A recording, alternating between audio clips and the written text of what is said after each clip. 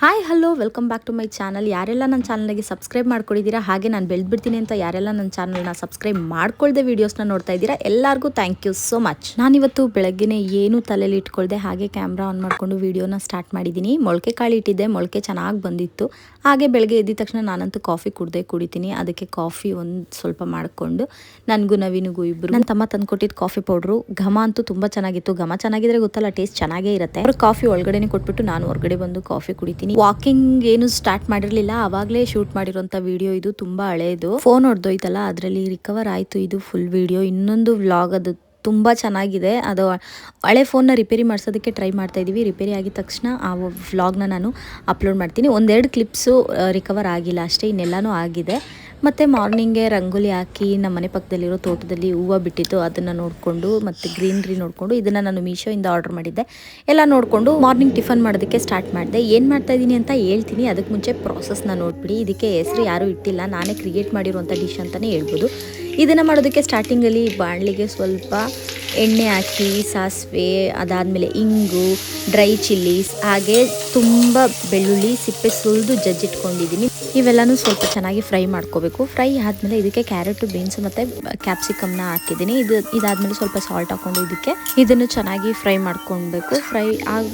Fry ಮಾಡ್ಕೊತಾನೆ ಇರಬೇಕು, ಇಲ್ಲಾಂದರೆ ತಳ ಅಂಟು ಬಿಡುತ್ತೆ. ಇದಾದಮೇಲೆ ಮಧ್ಯದಲ್ಲೇ ಜಾಸ್ತಿ ಅಲ್ಲ, ಸ್ವಲ್ಪ ಫ್ರೈ ಆದಮೇಲೆ ಈರುಳ್ಳಿ ಹಾಕೋತಾ ಇದ್ದೀನಿ. ಎರಡು ಜೊತೆಲೇ ಫ್ರೈ ಆಗಬೇಕಲ್ವಾ, ಅದಕ್ಕೇನೆ ಲಿಡ್ ಕ್ಲೋಸ್ ಮಾಡಿಕೊಂಡು ಫ್ರೈ ಮಾಡ್ಕೊಂಡ್ರೆ ಬೇಗ ಫ್ರೈ ಆಗುತ್ತೆ ಅಂತ ಲಿಡ್ ಕ್ಲೋಸ್ ಮಾಡಿಕೊಂಡೆ. ಇದಾದ್ಮೇಲೆ ನೋಡಿ ಇಷ್ಟು ಚೆನ್ನಾಗಿ ಬಾಡ್ಕೊಂಡಿದೆ ಇದು. ಇನ್ನು ಈ ರೈಸ್ನ ಬಾಣಂತಿರಿಗೆ ಮಾಡ್ಕೊಡ್ಬೋದು, ಹಾಗೆ ನೆಗಡಿ, ಜ್ವರ, ಕೆಮ್ಮು ಇರೋರಿಗೆ ಮಾಡಿಕೊಟ್ರೆ ಇನ್ನೂ ಚೆನ್ನಾಗಿರುತ್ತೆ. ಬಾಯೆಲ್ಲ ಕೆಟ್ಟಿರುತ್ತಲ್ಲ, ಆವಾಗ ಚೆನ್ನಾಗಿ ಅನಿಸುತ್ತೆ ಇದು.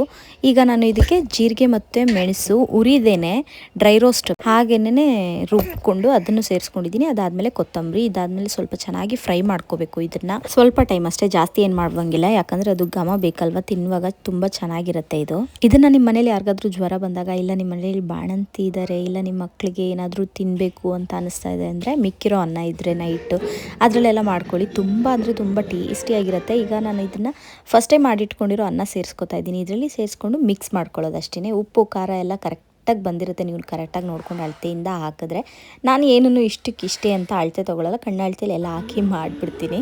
ಈಗ ಇದನ್ನೆಲ್ಲ ನಾವು ತಿಂತೀವಿ, ನಮ್ಮ ವಿನ್ನಿ ಏನು ತಿಂತಾಳೆ ನೋಡಿ. ಚೆನ್ನಾಗಿಲ್ವಾ? ಚೆನ್ನಾಗಿಲ್ಲಮ್ಮ. ಸಂಜೆವರೆಗೂ ಹೇಗೋ ಟೈಮ್ ಪಾಸ್ ಆಯಿತು. ಸಂಜೆ ಆದಮೇಲೆ ಗಣೇಶ ಪೂಜೆಗೆ ಕರೆದ್ರು. ನಮ್ಮ ಏರಿಯಾ ಹತ್ರ ಆ ಕಡೆ ಸ್ವಲ್ಪ ದಾಟಿ ನವೀನ್ ಕೂಡ ಅವ್ರಿಗೆ ಶೇರಿಂಗಲ್ಲಿ ಕಾಸು ಕೊಟ್ಟಿದ್ರು ಅಂತ ಅವನು ತುಂಬ ಫೋರ್ಸ್ ಮಾಡ್ತಾಯಿದ್ದ ಬನ್ನಿ ಅಂತ.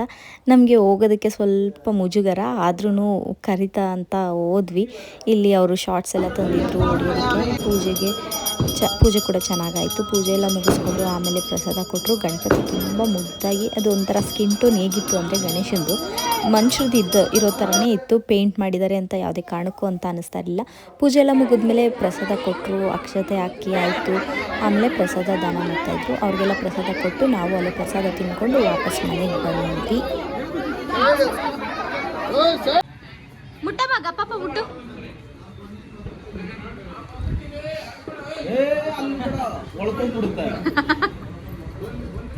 ಆ ಗಣಪತಿ ನೋಡಿಕೊಂಡು ಮತ್ತೆ ಬರುವಾಗ ಯಾವ್ಯಾವ ಗಣಪತಿ ಇದೆ ಎಲ್ಲನೂ ನೋಡ್ಕೊಂಡು ಬಂದ್ವಿ. ಎಲ್ಲನೂ ಅಂದರೆ ಜಾಸ್ತಿ ಏನಿಟ್ಟಿರಲಿಲ್ಲ, 2 ಸಿಕ್ತು, 2 ನೋಡ್ಕೊಂಡು ಬಂದ್ವಿ. ಈ ನಮ್ಮ ಪಕ್ಕದ ಏರಿಯಾದಲ್ಲಿ ಈ ಥರ ಲೈಟಿಂಗ್ಸ್ ಎಲ್ಲ ಚೆನ್ನಾಗಿ ಹಾಕಿದ್ರು. ಮತ್ತು ಈ ಗಣಪತಿ ಕೂಡ ತುಂಬ ದೊಡ್ಡದಾಗಿತ್ತು. ವಿಡಿಯೋದಲ್ಲಿ ಗೊತ್ತಾಗ್ತಾ ಇಲ್ಲ, ಆದರೆ ಡೈರೆಕ್ಟಾಗಿ ನೋಡೋದಕ್ಕೆ ತುಂಬ ದೊಡ್ಡದಾಗಿತ್ತು. ವಿಡಿಯೋ ನೋಡಿದ್ರಲ್ಲ, ಇಷ್ಟ ಆಯ್ತಾ? ಆಗಿರುತ್ತೆ ಅಂತ ಅನ್ಕೋತೀನಿ. ಇಷ್ಟ ಆದರೆ ಲೈಕ್ ಮಾಡಿ, ಶೇರ್ ಮಾಡಿ, ಕಮೆಂಟ್ ಮಾಡಿ, ಹಾಗೆ ನನ್ನ ಚಾನಲ್ನ ಸಬ್ಸ್ಕ್ರೈಬ್. ಮತ್ತೆ ಸಿಗ್ತೀನಿ, ಬಾಯ್.